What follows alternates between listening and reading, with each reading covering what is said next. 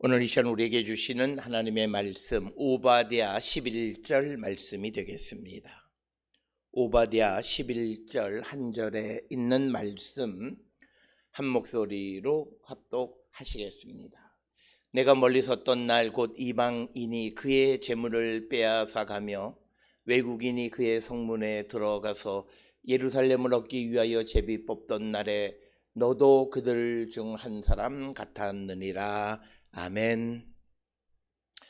오늘 우리가 함께 읽은 오바댜 11절의 말씀에 에돔이 유다에게 행한 죄, 즉 하나님께서 에돔을 심판하시게 되는 그 이유를 설명하는 것 가운데 하나는 내가 멀리 서 있었다라고 하는 겁니다. 이 말씀의 의미는 이제 유다 백성들이 국제 정세 속에서 여러 가지 어려움에 처해 있음에도 불구하고 에돔이 그것을 멀리서 지켜보고 돕지 아니할 뿐만 아니라 심지어는 그 예루살렘에 있던 그 재산을 나누어 갖는 일에 그 에돔도 동참했다라고 하는 것입니다.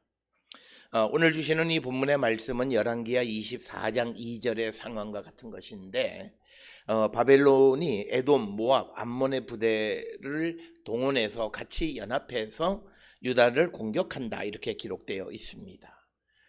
그런데 열왕기하 24장 2절에 원문에 보면 아람으로 기록되어 있는데 그 아람은 많은 주석가들은 에돔이다 이렇게 본문을 수정합니다. 어떻게 사람들이 그렇게 본문을 수정하느냐? 이유는 하나입니다. 왜냐하면 열왕기하 24장 2절의 상황이 벌어지는 유다 왕국 말기 시대, 즉 주전 6세기 경에는 아람이라고 하는 나라가 이미 역사의 장에서 사라졌습니다. 우리가 알다시피 주전 734년부터 시작해서 732년에 아시리아에 의해서 아람이 멸망했습니다. 따라서 열왕기하 24장 2절에 아람이라고, 즉 바벨론이 유다를 공격할 때 힘을 합했던 이 모압, 암몬, 아람, 이 아람은 에돔이다라고 하는 겁니다. 특별히 우리가 시브리어 철자에 의하면 아람하면 알렙, 레이시, mem입니다. 근데 에돔은 똑같이 물론 중간에 글자가 다른데 알렙, 달렛, mem입니다.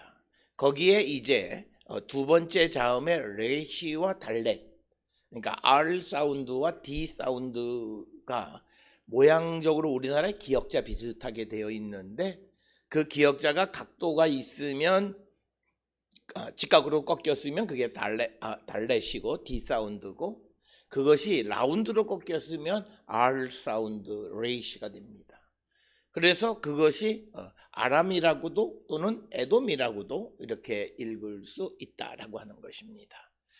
그런데 역사적 상황 속에서 열왕기하 24장 2절에 아람이 등장하는 것은 시대 상황적으로 맞지 않다. 그래서 많은 주석가들이 24장 2절에 바벨론과 함께 그 유다를, 예루살렘을 공격한 나라가 아람이 아니라 에돔이다. 그리고 바로 그 에돔의 죄가 오늘 우리가 읽고 있는 오바댜서의 배경이 되어졌다. 특히 오늘 주시는 11절의 배경이다 이렇게 이야기를 합니다.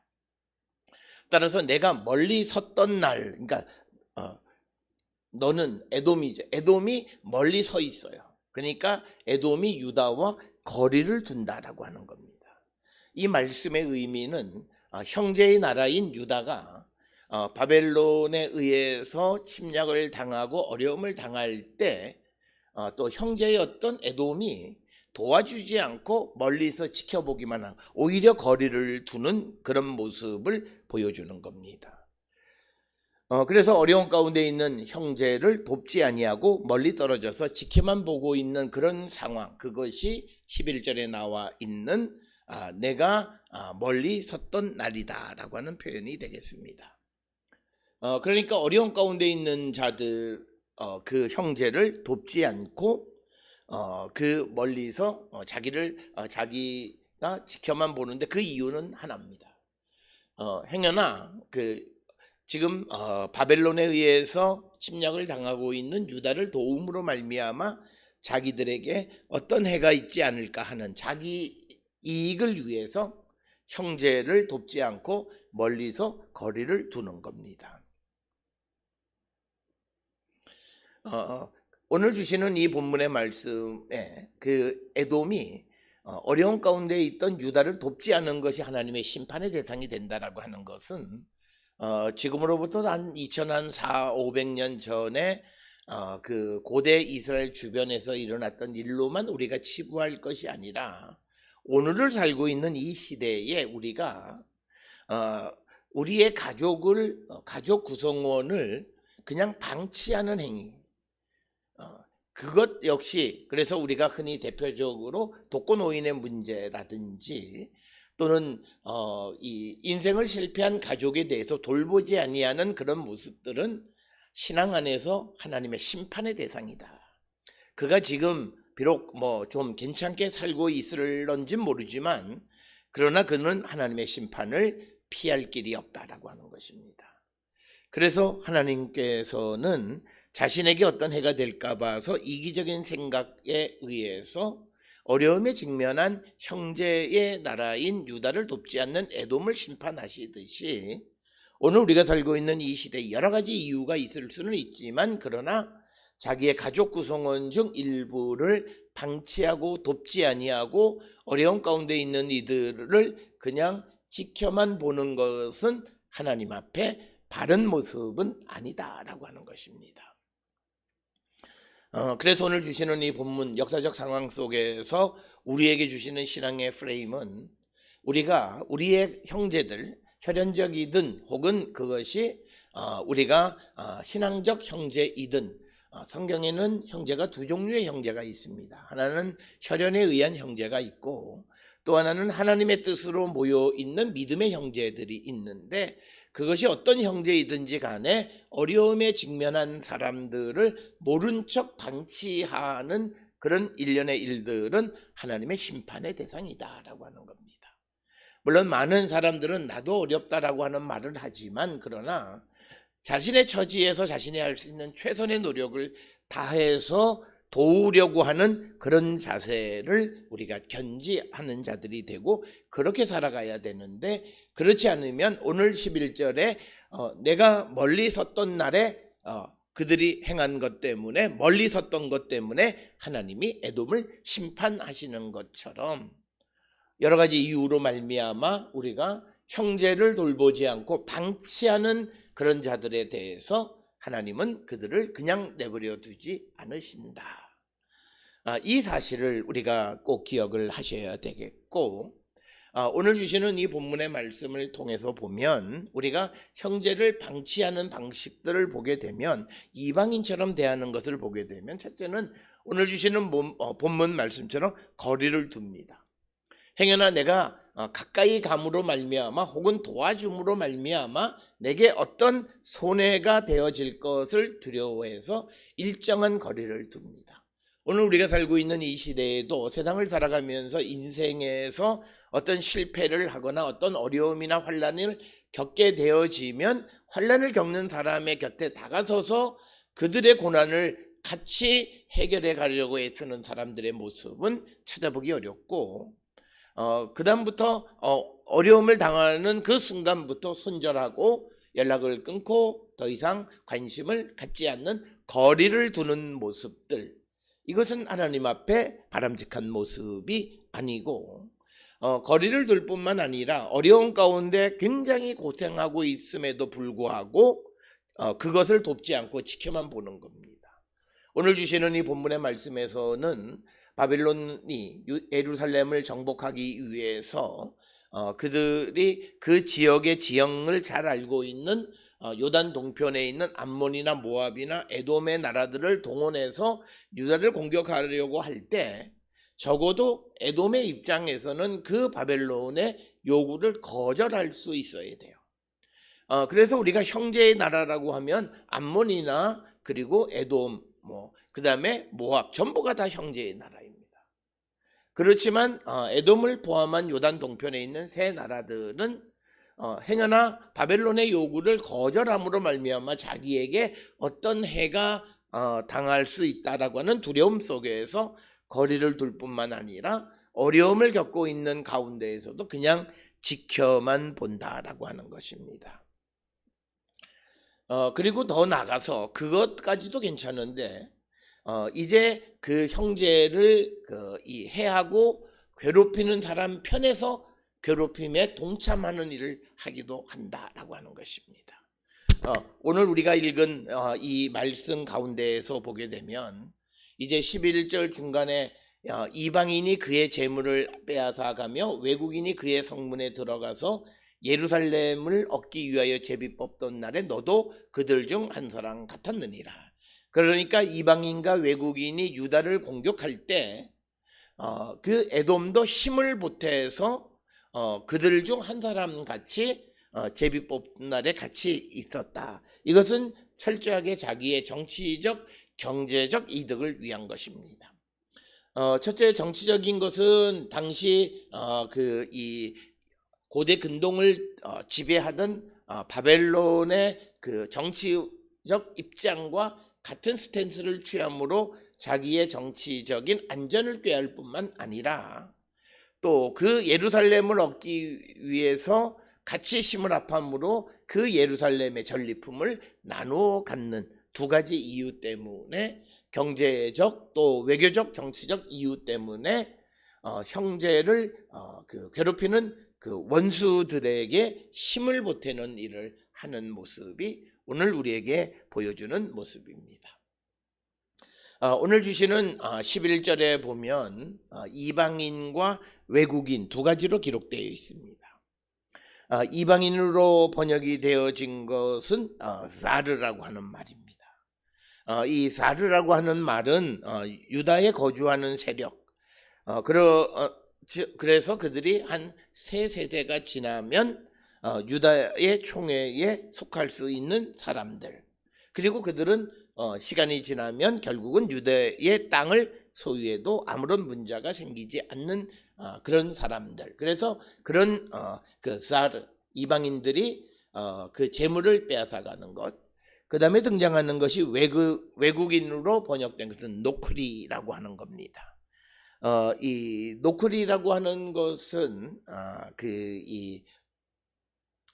유다 땅에 거주하고 있긴 하지만 그러나 지속적으로 자기의 본토와 고향과 연락을 갖고 살아가는 사람들이고, 이 사람들은 이스라엘에서 어떤 사회적 신분이 보장되지 않던 완전히 그런 사람, 그러니까 이스라엘과 관계가 없는 사람들입니다. 그러니까 오늘 주시는 본문에서 이방인과 외국인들, 그러니까 이방인들이 와서 그의 재물을 빼앗아가고 외국인들이 그의 성문에 들어가서 예루살렘을 얻기 위해서 제비 뽑던 날에 너도 그들 중에 한 사람 같았다라고 하는 것은, 에돔이라고 하는 것이 정치적으로는 다른 정치적인 그런 그 공동체이긴 하지만, 그러나 그들이 멀리 우리가 역사를 거슬러 올라가면 결국은 유다와 혈연 관계 속에 있다라고 하는 거예요. 그렇지만 그들은 어떤 다른 땅에 살고 있는 사람들. 그래서 그들은 마치 이방인들과 같이 이 행동하는 것이고, 그리고 바벨론 사람들은 이제 전혀 다른 외국인.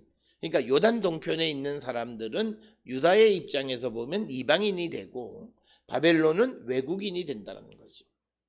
그런데 어쨌든 예루살렘을 이방인이든 예루살렘 외국인이든 유다를 공격해서 예루살렘의 재물을 뺏어가고 그 성을 무너뜨리는 일에 바로 에돔도 그들 중 한 사람이었다. 아마 그 한 사람은 이방인으로서 그 땅에 그 예루살렘 정복에 참여했다라고 하는 것입니다. 그래서 그 에돔은 앞에서 말씀을 드렸듯이 이방인과 외국인으로 나누면 이방인에 속하게 되어지는데 그들이 재물을 빼앗아 갔다라고 하는 겁니다. 오늘 주시는 본문의 말씀입니다. 그의 심, 재산 이런 겁니다. 그것을 탈취해 갔다라고 하는 것입니다. 그리고 그것을 탈취하는 데에 그 탈취해가는 사람과 같았다라고 하는 거죠. 우리가 그 레위기 19장에서 강조하는 말씀이나 신명기에서 강조하는 말씀은 형제를 피 흘려서 이익을 취하는 자들은 하나님의 심판을 면할 길이 없다. 어쨌든 간에 우리는 형제를 피 흘려서 형제를 괴롭혀서 형제의 것을 강제로 빼앗아가는 일은 행해서는 안 된다라고 하는 것이 성경이 우리에게 주시는 겁니다. 그래서 혈연적인 형제이든 신앙적인 형제이든 간에 우리가 그 형제의 재물을 빼앗는 일에 앞장서서는 안 된다라고 하는 것입니다.